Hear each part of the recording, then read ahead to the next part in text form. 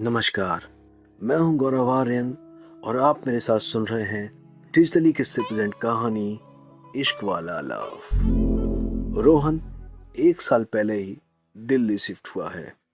वो दिल्ली के लाजपत नगर के विशाल अपार्टमेंट के फ्लैट नंबर 202 में अकेले रहता है। रोहन अपार्टमेंट का सबसे शर्मीला लड़का है।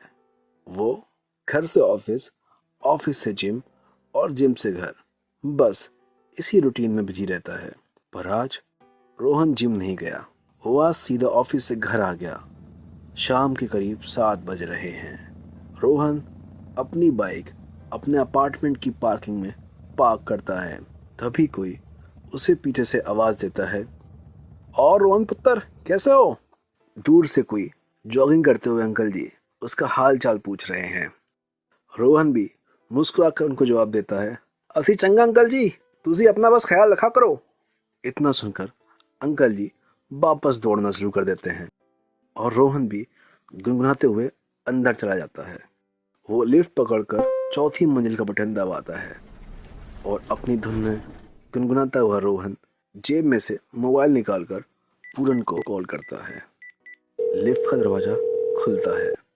वो अपने मोबाइल को कान से सटाए आगे बढ़ता है और पूरन से बातें करते वो अपने घर का दरवाजा खोलता है। हाँ, बस अभी आया हूँ। अच्छा सुनना, तू यहीं आ जा, मैं तेरा डिनर बना रहा हूँ। यार मुझे कुछ नहीं पता, तू आ जा। इतना बोलकर रोहन फोन कट कर देता है। वो अपना ब्लेजर और बैग वहीं ड्राइंग रूम के सोफे पर रखकर बाथरूम फ्रेश होने चला जाता है। रात के 9 बज चुके हैं।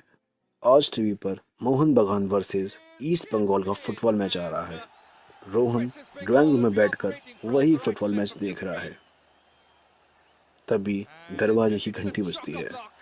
रोहन टीवी का रिमोट वही सोफे पर छोड़कर दरवाजा खोलने के लिए उठता है। जैसे ही रोहन इधर से गेट खोलता है, उधर से पूरन बिल्कुल गुस्से से लाल मुंह लेकर घर के अंदर धाए सा अंदर घुसता है। पूरन गुस्से में बोलते हुए सोफे पर जा बैठता है, आज की जरूरत थी बुलाने की? पता है घर पर कितनी मुश्किल से कोई बहाना मार के आया हूँ। तुम्हारी तरह अकेला नहीं हूँ दिल्ली में, मेरी यहाँ फैमिली है। अरे यार बोलना तो सुबह बोलते, दोपहर को बोल देते, अरे शाम को बोल देते। बोले तो कब? 7 बजे। हद है यार। रोहन पूरन को देखकर एक हल्की सी स्माइल करता है। उसे पता है उसकी स्माइल से पूरन का गुस्से का गुब्बारा फूट जाएगा और वो हल्की आवाज में पूरन से बोलता है, अच्छा हो गया तुम्हारा या अभी भी कुछ बाकी है? पूरन रोहन से मुंह फेर कर टीवी की तरफ नजर घुमा लेता है और फिर उचक कर टीवी का रिमोट उठाकर बोलता है, ये क्या फुटबॉल लगा रखी है? रोहन भागकर उससे रिमोट छीनता है और उसके पास सोफे पर बैठ जाता है और उससे बोलता है, चुपचाप से ही देखो, अभी शुरू हुआ है।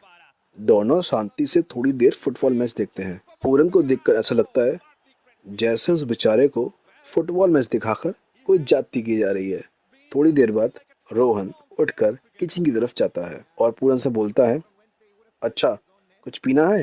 टी, कॉफी, कोल्ड ड्रिंक या बियर?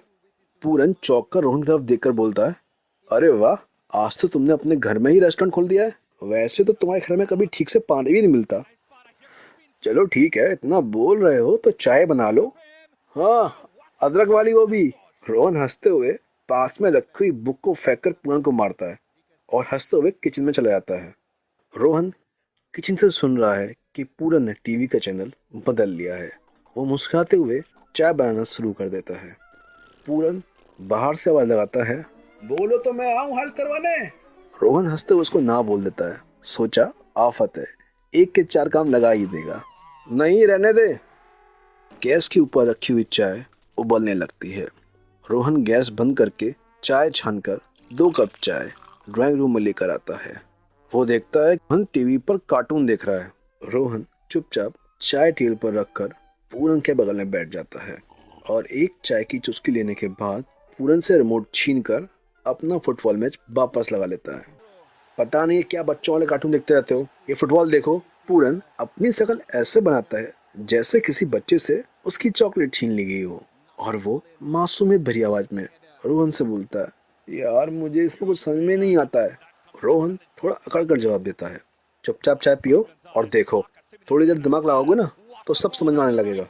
दोनों आराम से फुटबॉल मैच देखने लगते हैं। वहीं एक और रोहन गेम को अच्छे से एंजॉय कर रहा होता है।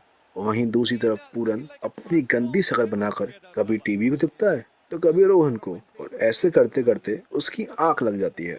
मगर रोहन तो अपना फुटबॉल मैच देखने में ही मस्त है। फुटबॉल मैच खत्म होने की कगार पर है और मैच में रोहन की टीम जीत जाती है। रोहन सोफे पर उछल के चिल्लाता है, यस वी विन। वो देखता है कि पूरन सोया हुआ है। वो उसके जगाते हुए बोलता है, ओए पूरन उठ, देख हम जीत गए। पूरन अपनी आंख मसलते हुए बोलता है, हम नहीं, ओनली यू। मुझे तो सड़ा हुआ गेम अच्छा ही नहीं लगता है। मुझे तो तुमने बोर कर दिया, इसलिए मेरी आंख भी लग गई। अच्छा ठीक है बाबा, इतने नखरे मत कर, चलो उठ। इतना बोलकर रोहन अपना मोबाइल निकालता है और पूरन से पूछता है, बताओ खाने में क्या ऑर्डर करूं। पूरन एकदम ऐसे रिएक्ट करता है जैसे ये बात सुनकर उसकी पूरी नींद उचक गई हो। क्या तुम खाना नहीं बनाओगे? चलो अच्छा है, मैं बच गया, वरना तुम्हारे खाने से खराब दुनिया में कोई चीज है ही नहीं। लेकिन वो तुरंत बात को पलटते हुए बोलता है, अरे नोट करो, एक पनीर बटर मसाला, एक दाल फ्राई और चपाती, मेरी 4 तुम्हारी 5, ठीक है ना। रोहन उसकी बात सुनते सुनते हंसने लगता है और रोहन रेस्टोरेंट को कॉल मिलाता है। Hello, Shivam food corner. हाँ जी, मैं विशाल अपार्टमेंट के फ्लैट नंबर 202 से बोल रहा हूँ। एक बटर मसाला, एक दाल फ्राई और 9 चपाती। हाँ जी हाँ जी, ओके ओके थैंक यू। इतना बोलकर रोहन फोन कट करके नहाने चला जाता है। रोहन को जाते देख पूरन उससे पूछता है, कहाँ जा रहे हो? नहाने। चलना है? नहीं ना, तो चुपचाप अपना पाँव देखो। इतना बोलकर रोहन हंसते हुए नहाने चला जाता है। जैसे ही रोहन बाथरूम से नहाकर बाहर निकलता है तभी डोरबेल बजती है। रोहन दूर से ही आवाज देता है, पूरन देख, खाना आया होगा। पूरन टीवी छोड़कर दरवाजे पर खाना लेने जाता है। दोनों साथ में मिलकर खाना लगाते हैं, दोनों साथ में मिलकर खाना खाते हैं। जैसे ही खाने की प्लेट पूरन किचन में रखने जाता है, वो देखता है कि रोहन बाइक की चाबी लेकर कहीं बाहर जा रहा है। पूरन गुस्से में किचन से बाहर निकलते हुए पूछता है, आप कहाँ जा रहे हो? रोहन गेट के पास पहुंचकर बोलता है, अभी आ रहा हूँ, अभी बस 15 मिनट में आ रहा हूँ, तुम टीवी देखो ना। इतना बोलकर रोहन चला जाता है। पूरन गुस्से में सोफे पर बैठकर टीवी रिमोट उठाकर बोलता है, अजीब है, मुझे बुलाकर पता नहीं कहाँ चला गया, मुझे तो आना ही नहीं था। पूरन अपना चैनल बदलकर कार्टून देखने लगता है।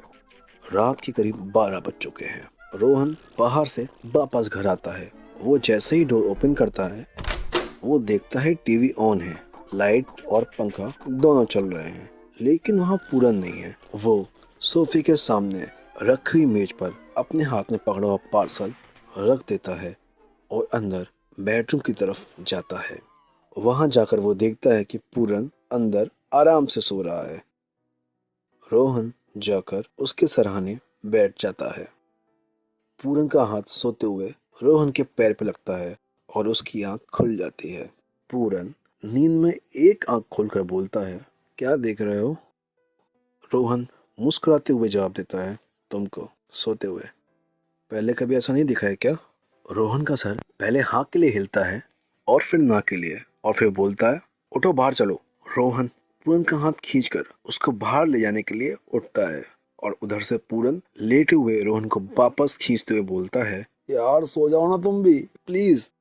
रोहन पूरन का हाथ पकड़कर उसको बाहर ड्राइंग रूम में लेकर आता है। पूरन नींद में चलकर बाहर आता है और रोहन से बोलता है, बोलो क्या हुआ है? एक सरप्राइज देना है। यार ये भी कोई टाइम सरप्राइज का। रोहन उसको पकड़ के उस मेज के पास लेकर आता है। चुप कर नौटंकी, कितना भाव खाता है?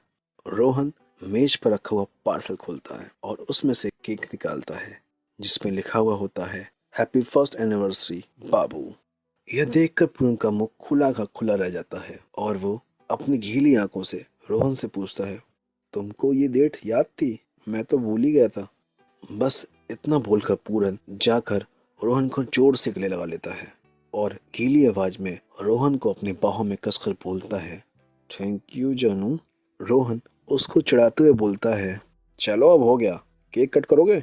जैसे ही रोहन पूरन के साथ केक कट करने के लिए जाता है, पूरन उसको बीच में रोक देता है। रुको, अब क्या हुआ?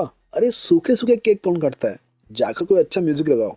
रोहन मुंह बनाते हुए अपने मोबाइल से एक अच्छा रोमांटिक गाना प्ले करता है और उसके बाद दोनों मिलकर केक काटते हैं। पूरन रोहन को केक खिलाते हुए बोलता है, लव यू जानू। रोहन उसके गाल पर केक लगाते हुए बोलता है, लव यू टू बचा। और दोनों एक दूसरे में खो जाते हैं।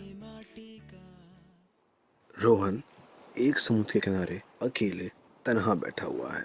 उसके दूर दूर तक सागर की लहरों के अलावा और कोई नहीं है।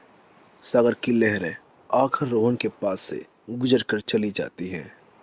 वो वहीं लहरों और किनारों की रेत के बीच कहीं खोया हुआ है। शायद उन रेतों से यह कहने की कोशिश कर रहा है, काश आज तुम यहाँ होते तो मैं सबसे ज्यादा खुश होता। अब तो ये खुशियाँ मेरे लिए एक दिखावा सा बन गई है। शायद मुझे खुश रहने का कोई हक भी नहीं है, क्योंकि मैं ही अपने सच से डरकर डरपोक बन गया था। मुझे किस बात का डर था? इस समाज का, या अपने घर वालों का, या अपने दूर के रिश्तेदारों का, या खुद का? किस बात का डर था?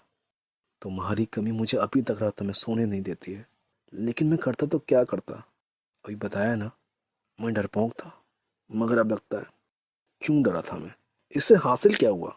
वो फैमिली जिससे अब मैं दिल खोल के एक लफ्ज भी नहीं बोल पाता हूँ, या वो समाज जिससे अब मैं पहले से ज्यादा अलग होकर रहता हूँ, या वो रिश्तेदार जिनको अब देखने का ही मन नहीं करता है, या मैं जो हरदम घुटता रहता है। अपनी एक छोटी सी दुनिया थी, मगर वो मेरे लिए अब तक की सबसे बेस्ट दुनिया थी। अब तो ये सब दिखावा हो गया है। मेरा ये मुखौटा ओढ़कर मेरा दम घुटने लगा है। तुमसे मिलने का बहुत मन करता है, पर चाहकर भी तुमसे नहीं मिल पाता हूँ। बताया था ना, मैं डरपोक हूँ। मैं डरपोक ही हूँ। क्या मिला मुझे ये सब करके? बस तुम्हें खोने के अलावा। पूरन वो रेतों को ये सब कहते हुए अपना और पूरन का नाम रेत पर लिखता है।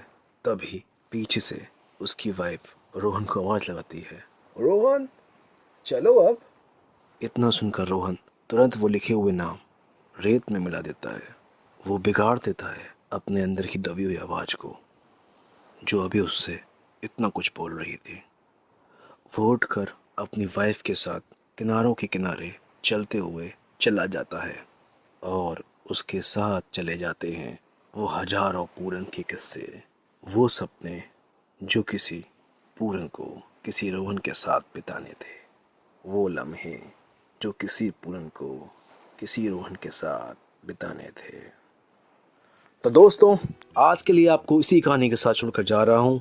हम जल्दी मिलते हैं अपनी अगली कहानी के साथ, अपने अगले किस्से के साथ। अगर आपको हमारी कहानी इश्क वाला लव अच्छी लगी हो तो प्लीज़ हमें फॉलो कीजिए, हमारी कहानी को अप्रिशिएट कीजिए, उसे शेयर कीजिए। जिससे आप प्यार करते हैं उसे करते रहिए, कभी छोड़िएगा मत। नमस्कार। प्यार करता है मैं तो जानू, मैं सच संग जीना चाहता हाँ, फिर भी क्यों प्यार करता है? क्या कसूर है मेरा, किस्मत ने